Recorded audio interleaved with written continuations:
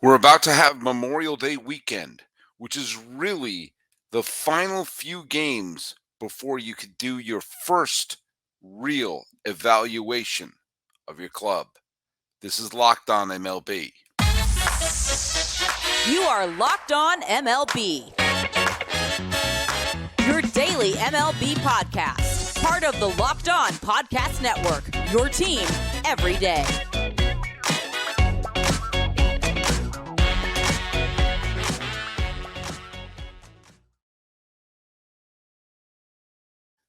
Hello, baseball fans. Welcome to Locked On MLB, part of the Locked On Podcast Network, where it's your team every day.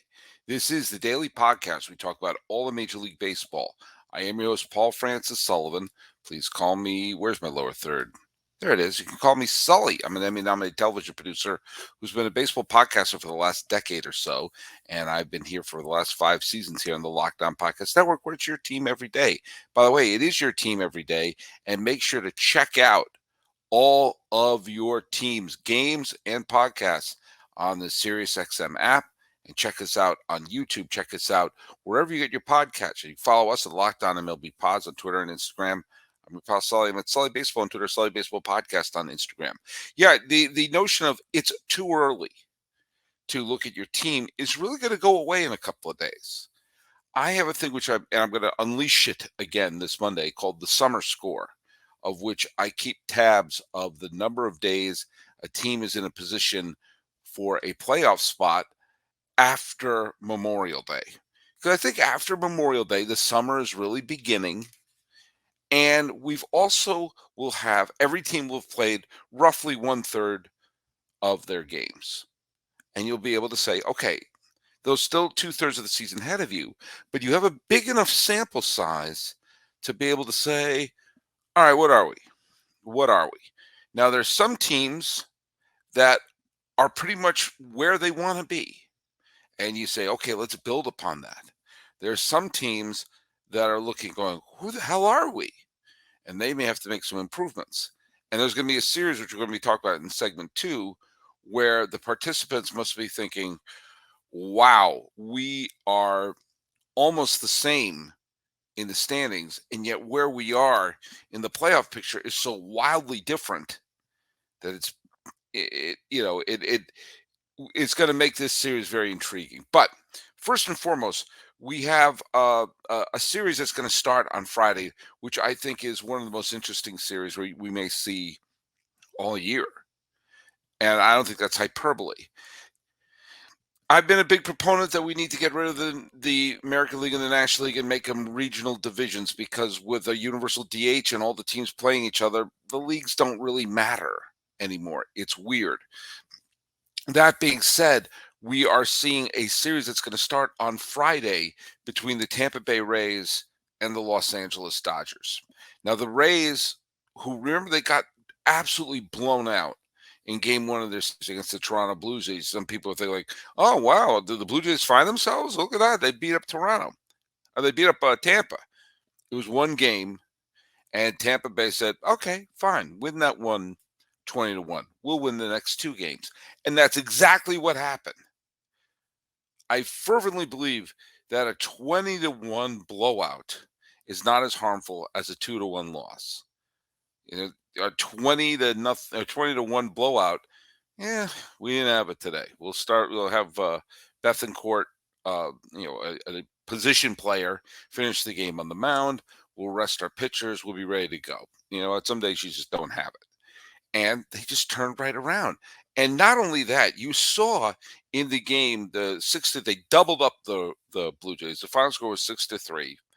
And you just saw Rosarena had that type of game where he got some hits, got a couple of infield hits, goes first to third. They get the other team back on their heels. There were so many runs we're scoring on. Here's an infield hit here. Here's a guy, beats out the throw there. They hustle. They take the bases out. They're not just waiting for the home run. And it seems no matter what happens in terms of the injuries on their team, the next thing you know, another pitcher rises from the ashes and they do well. I mean, they've had all sorts of injuries to this club. And then, but just, wait and see. Someone else will fill in. Zach Eflin was the one today. Pitched 7 strong innings, let up 1 run to Toronto. Remember how they scored 20 the other day? Just take care of business.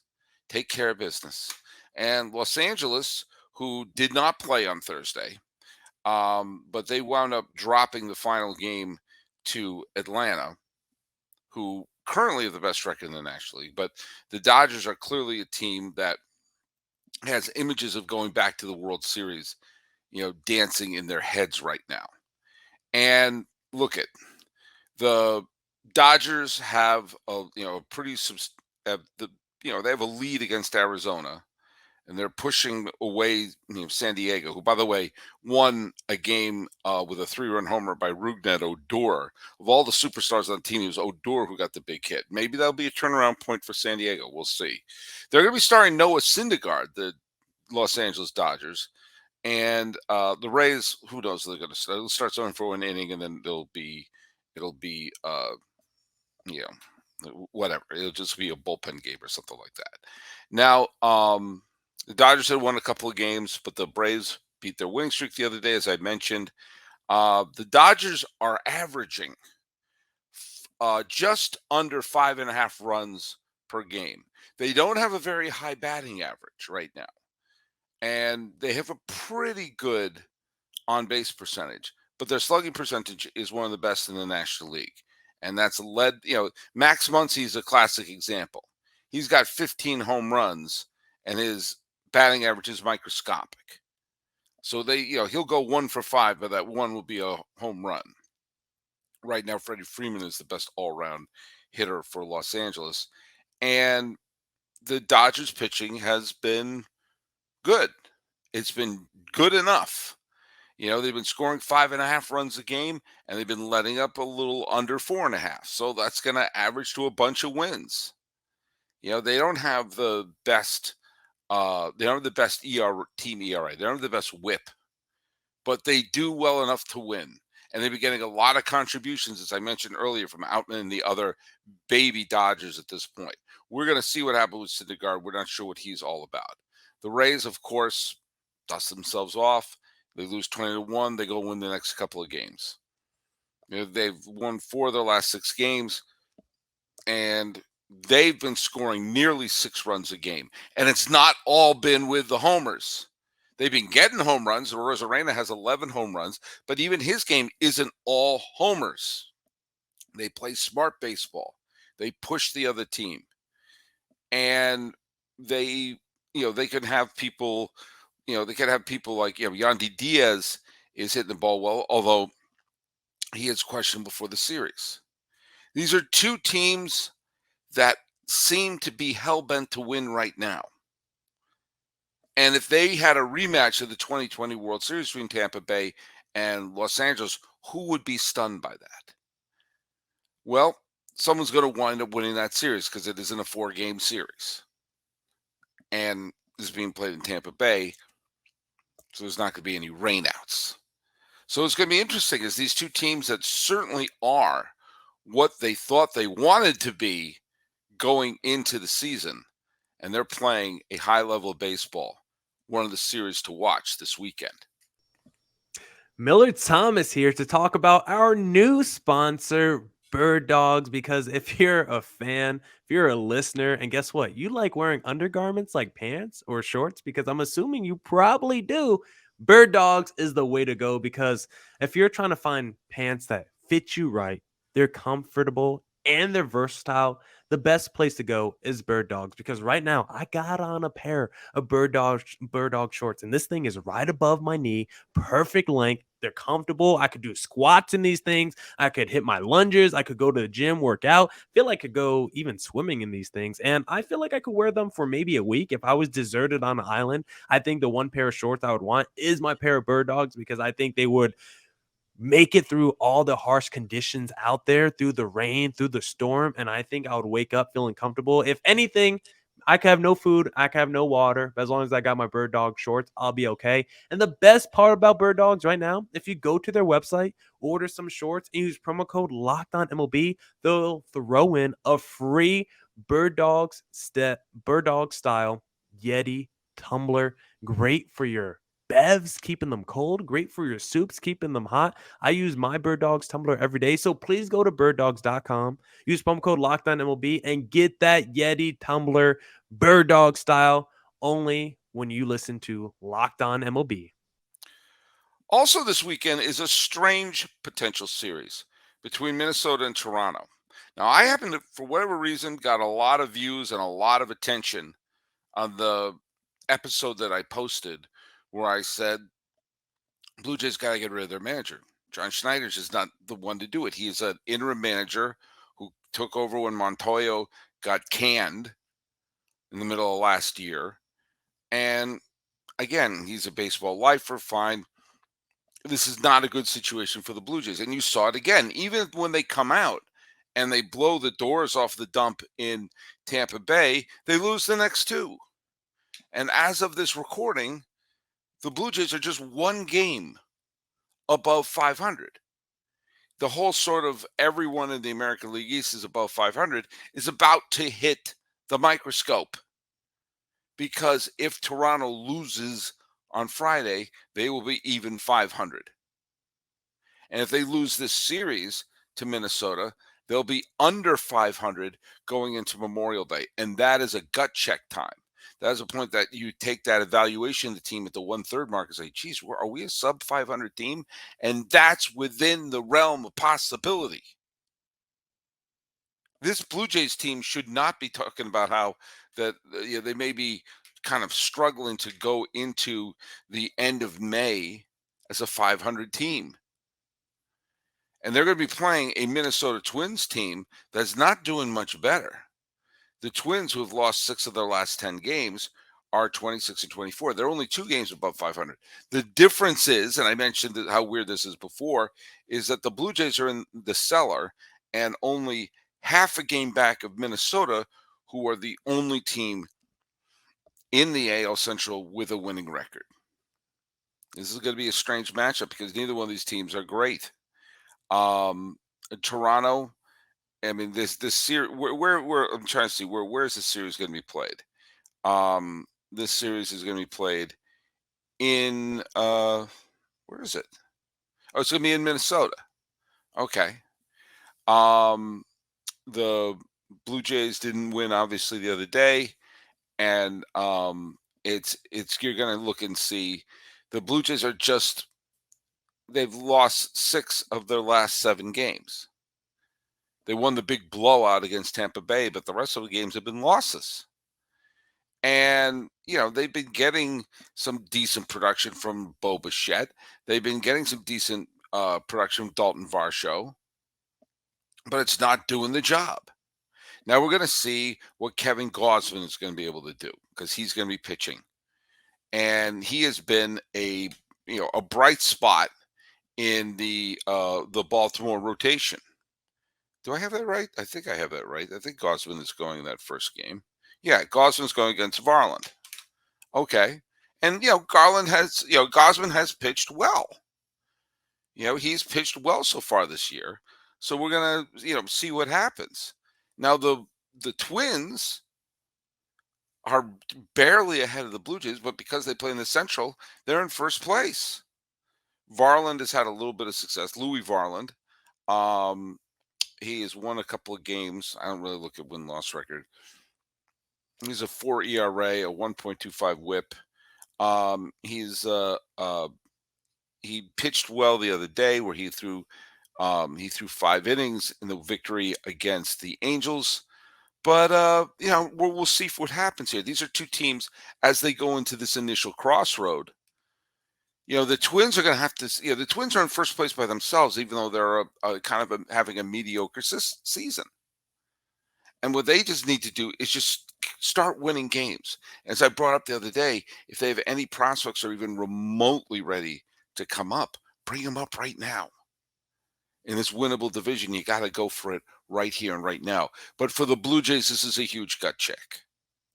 And this is when you go into, when I made the point that I don't think Schneider is the man for the job right now, which is why I said, if you know that, why wouldn't you just make that move?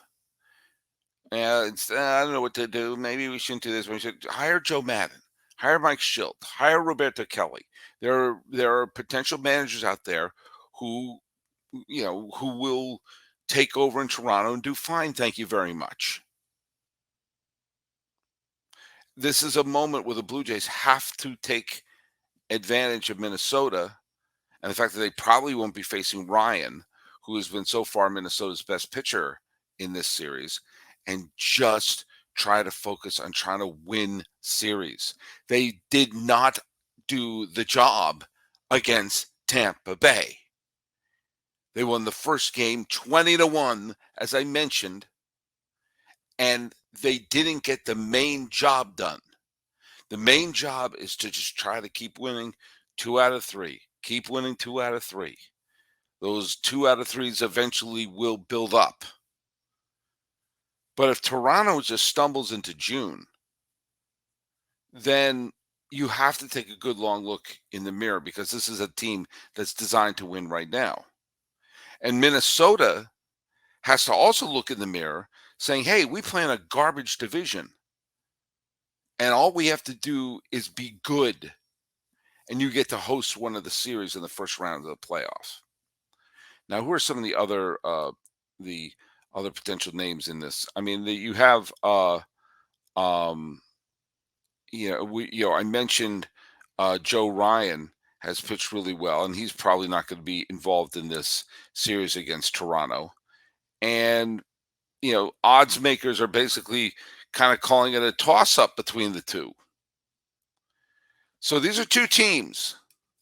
One is in first place and the other is in last place, and only separated by half a game. So divisions are really silly. But at the same time, this is a moment for these teams to potentially dust themselves off, get back into it, and show they're for real. Or be ready to fall apart. Hey, let's talk a little bit about Rocket Money. Do you know what? We all have subscriptions, and we've all been suckered into the whole, hey, the first 30 days are free, and then it's the 31st day, and you're being charged up the wazoo. And guess what? Most people forget about it. And if you ask about 80% of the people in the country how much you're spending on subscription, they're like, I don't know, man, 60, 70 bucks. No, it's close to 200. And times are tough these days. You got to save money here or there. So what I use is Rocket Money. Now, with Rocket Money, it looks up all your subscriptions. And I bet there's a few that you forgot you had. You go find them. The ones you don't like, Rocket Money will cancel them. Just hit the button. Rocket Money will do the job for you. And they can help you manage all your finances in one place and automatically categorize your expenses so you can easily take care of your budget in real time, and also get some sort of alert if anything looks a little weird. Over 3 million people have used Rocket Money, saving the average person up to $720 a year. So stop throwing your money away, cancel unwanted subscriptions, and manage your expenses the easy way by going to rocketmoney.com/lockedonmlb. That's rocketmoney.com/lockedonmlb. rocketmoney.com/lockedonmlb. I've always talked about how the season can kind of bounce one way or another. I said that every major league team is going to win 60 games no matter how bad they are, and every major league team is going to lose 60 games no matter how bad they are. So that's those middle games.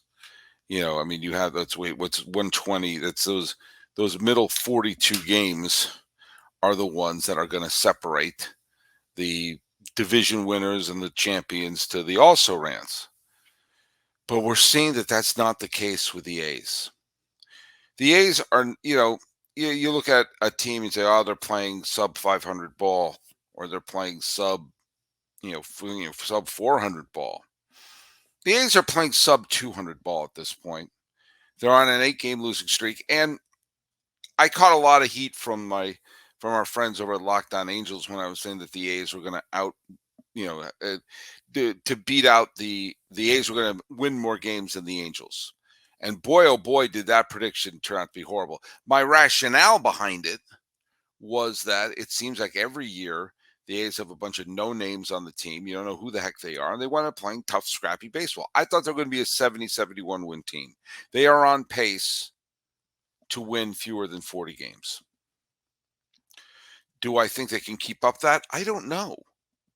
I mean, we're at nearly the halfway mark, the 1/3 mark of the season. The A's are once again on an 8-game losing streak. It seems like every time you turn around, they're the 5 in a row, 7 in a row, 8 in a row that they've lost. And they lost today exactly the type of game that I thought they were going to win. Tough, scrappy, where they jump out to an early lead. They held the Mariners from hitting a lot, but the final score, the Mariners won the game. Ty France hit a couple of home runs. And the teams that play the A's are getting, it's like a trip to the spa. It's like a trip saying, like, hey, we need a couple of wins now. And so, it's going to be, at some point, as they're playing sub 200 ball, something has to click with the A's. And of course, you take a look and the management is fine with this. They are. What do they care? They're moving the team to Las Vegas. They're trying to make it so they can create the optics that the team is so bad that nobody's there, that what choice do they have but to move to Las Vegas? Well, there's a lot of choices. You can actually try to put a decent product on the field. But now you face the A's, you're gonna drop 2 games. And guess who they're going to be playing starting tonight? The Astros. The team that's knocking on the door for first place. Hunter Brown is pitching. Caprillion is pitching. Caprillion is supposedly one of the A's bright spots in their starting rotation. His ERA is above 8. And, look at, unless the seas part and a miracle happens, we have to call the Pope. The 28-21 Astros are facing the 10-42 A's. The A's are 32 games under 500. This is an easy, at least 2 wins for the Astros, which means the pressure is lying firmly on the Rangers and Gray, who are playing Baltimore, who just took 2 out of 3 from the Yankees. Remember when the Yankees had that wild come-from-behind victory with Judge hitting a home run and everything like that? Well, in the end, the Orioles did what they wanted to do. They went into New York and took 2 out of 3. Now they're heading back to their home, and Rodriguez is pitching, and Gray is pitching for Texas. The Orioles want to keep putting the pressure on the Rays. The Rangers are hoping to keep the Astros at bay, but what are you going to do if the Astros are playing the A's? It's kind of sad. It's not kind of sad. It's extraordinarily sad seeing how bad the A's have become. And that this is almost by design. It is almost by design. You may have to even drop the almost. That the A's have let the team die on the vine. Get at least, the Mets lost 120 games in 1969, and that's the most in the modern era. But man, this team could shatter it and then head to Las Vegas. Feel good with your chances, Las Vegas, on this as a team. But you know what? It's important for the A's to create these optics so the other teams can vote for them. Oh, no one's even going to the games. You put a garbage product on the field and let the stadium go to hell. But alas, here we are. And we're going to have a great series of games over the weekend. But I have to say something, my fans, my everyday Sulliers. I asked a trivia question the other day, and I got some answers. Let's review what the trivia question was. Here it is.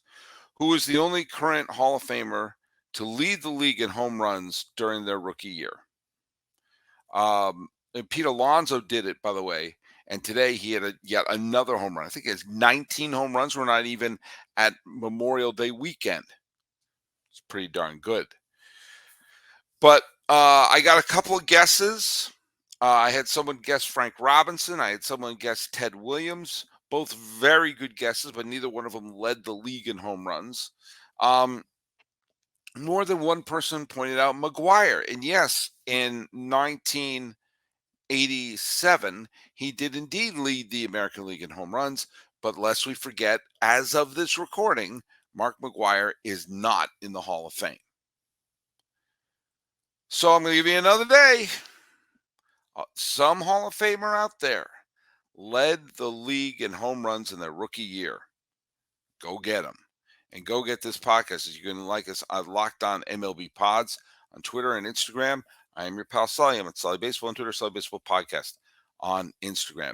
Mapping out some of the interesting series for the upcoming weekend of baseball before we start to really take a look at the teams.